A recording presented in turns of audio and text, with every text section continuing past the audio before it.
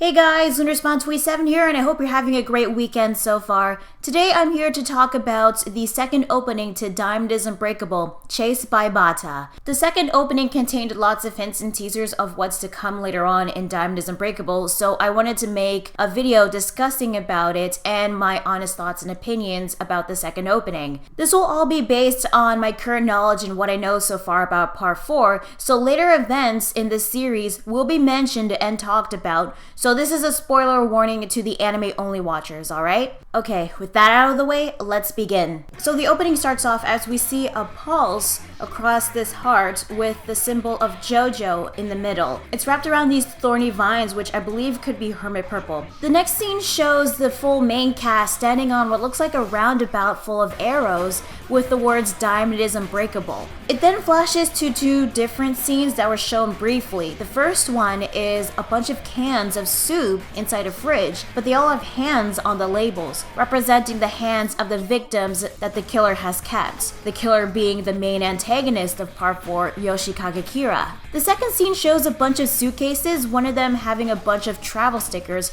and there is a lot of blood dripping from the bottom of the suitcases. This could either be the victim's hands that Kira has taken, or it could be the victim's bodies that Kira has stuffed in the suitcases, hiding them. The next scene shows all the stand users pointing up to the sky in homage to Volume 41 of JoJo's Bizarre Adventure, except for Yukako, who is looking at Koichi. This time with the addition of characters like Tamami, Toshikazu, the Invisible Baby, and a new character that hasn't shown up in the anime yet. I didn't recognize him at first until I realized who it was after rewatching it a few times. It has been a while after all. And this character is Shigechi. Now, I don't know anything about the guy except for the fact that his stand is another swarm-type stand like Keicho's, but that's all I know about him. And for some reason, Koichi's dog is there?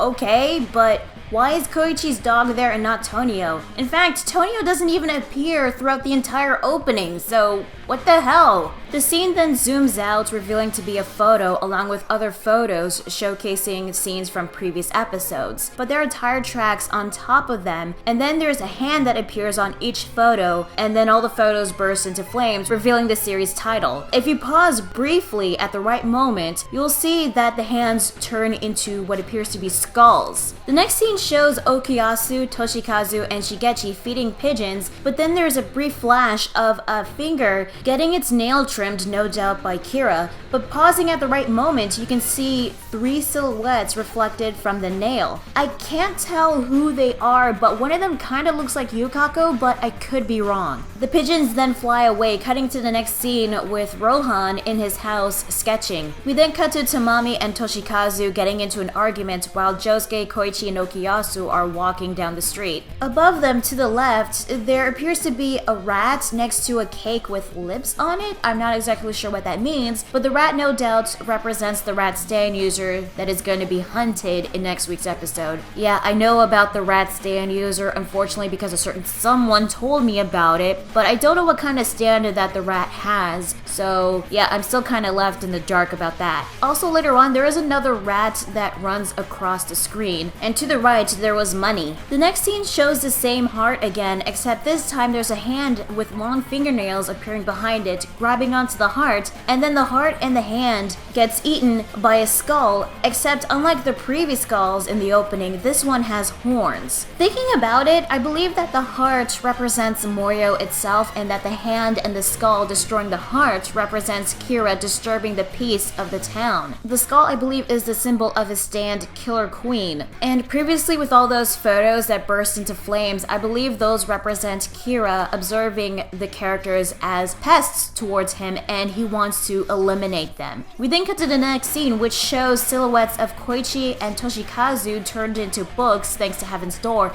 but in the middle there appears to be a new stand that hasn't shown up later on in the series. This new stand is actually Koichi's new stand evolution, Echoes Act 3. Yep, Echoes gets another form, except this one looks more humanoid unlike his previous two acts. Although I was aware about Echoes Act 3 because of the video games, but I kind of forgot what its new ability is, so that's still a bit of a mystery to me at the moment. Anyway, the next scene shows two more stands, one being Love Deluxe and the other one being a whole new stand stand that I've never seen before. It then shifts to the stand users Yukako and this woman. I don't know who this woman is, but it looks like we're gonna get another female stand user, which is neat, but I don't get why she's holding Yukako's face. Maybe in her debut she'll appear in a Yukako-centric episode, but again, I don't get why she's holding her face. Also, there is a white dotted line separating the two, and then we zoom in at the line going to the next scene, showing two hands being held, and then we cut to more hands being held, except the hands on the left are severed, representing Kira holding his victim's severed hands. We then see the silhouette of an old man holding an object. At first, I thought it was some sort of spear,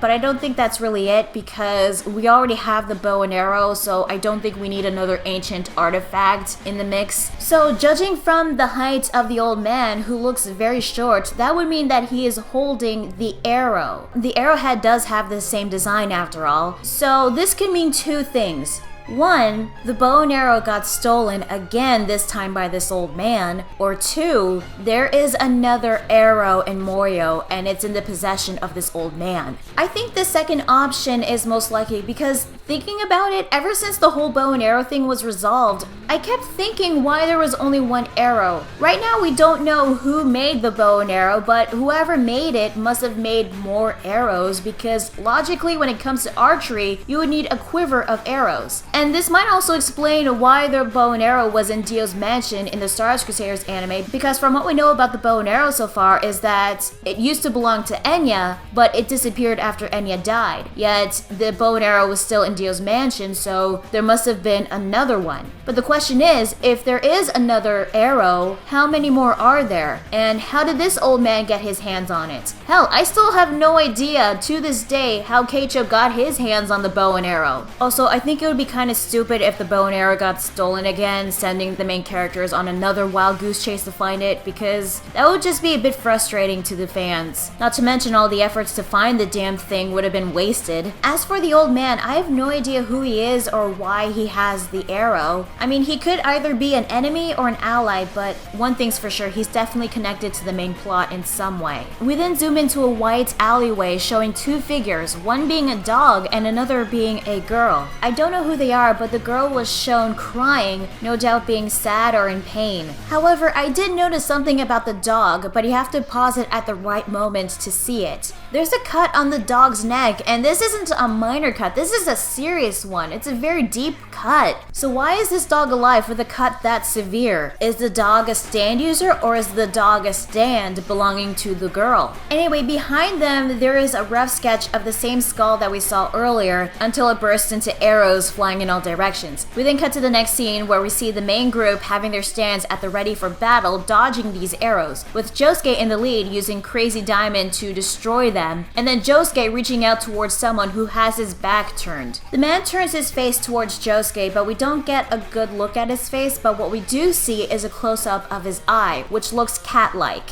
So from what I can understand, the arrows flying towards our main group could represent obstacles in their way or enemy stand users who are trying to stop them from getting to Kira. And the previous scene with the heart getting destroyed does represent Kira becoming the new threat to Morio. So Josuke reaching out to the man is actually Kira, and the reason for Josuke reaching out to Kira is to get to him and stopping him from all the serial killings and putting an end to the new threat. As for the close-up of the eye, considering that it is cat-like, it is obviously the eye belonging to Kira's stand, Killer Queen. However, from what I can tell from his appearance, even though we only see his head and his back, it looks different compared to his first character design, which would mean that this is the second Kira. I was aware that there are two Kiras, but I don't know why, so this second Kira could either be Kira in disguise or Kira's twin, maybe. That'd be neat. Twin stand users, you know? So that was pretty much all that was shown in the opening, and I gotta say, the visuals look amazing. With the first opening, Crazy Noisy Bizarre Town by the DU, everything was more brighter and more colorful. However, with this second opening, everything is in a darker shading, a darker tone, meaning that things are starting to get more serious. It definitely makes you curious and look forward to what's to come later on. I am definitely looking forward to seeing Kira and his stand, Killer Queen. I did hear that Killer Queen has two different techniques, one called Sheer Heart Attack and the other one being called Bites the Dust. I don't know what exactly these techniques can do, but I am looking forward to seeing them in action. I also appreciate that the opening doesn't spoil way too much. When it comes to some anime openings, more specifically with shonen, the openings would reveal too much for the new watchers. However, with this opening, it does hint and tease on what's to come, but it still keeps the mystery of what's going to happen. You have to look very closely on the details of the opening to know what is going to happen, but with this one, it kind of keeps things under wraps in a way. It's actually something I do appreciate from not just this opening, but the last openings that we've gotten from JoJo's Bizarre Adventure. As for the song Chased by Batta, well, I gotta be honest here, it kind of sounds like a typical song you'd hear from a shonen opening, but Diamond is Unbreakable is a shonen, so that is expected. That's the only problem I have with the song, but I don't hate it. I actually thought it sounds alright. I just have to listen to it a few more times so that I can actually warm up to the song. I mean, that was how I felt about Crazy Noisy Bizarre Town, and in time, I started to like the song a lot more, so maybe that'll happen to me as well with the second opening song. So yeah, overall, I love the visuals of the opening. It looks amazing. The song, however, I still have to listen to it a few more times for me to actually warm up to it.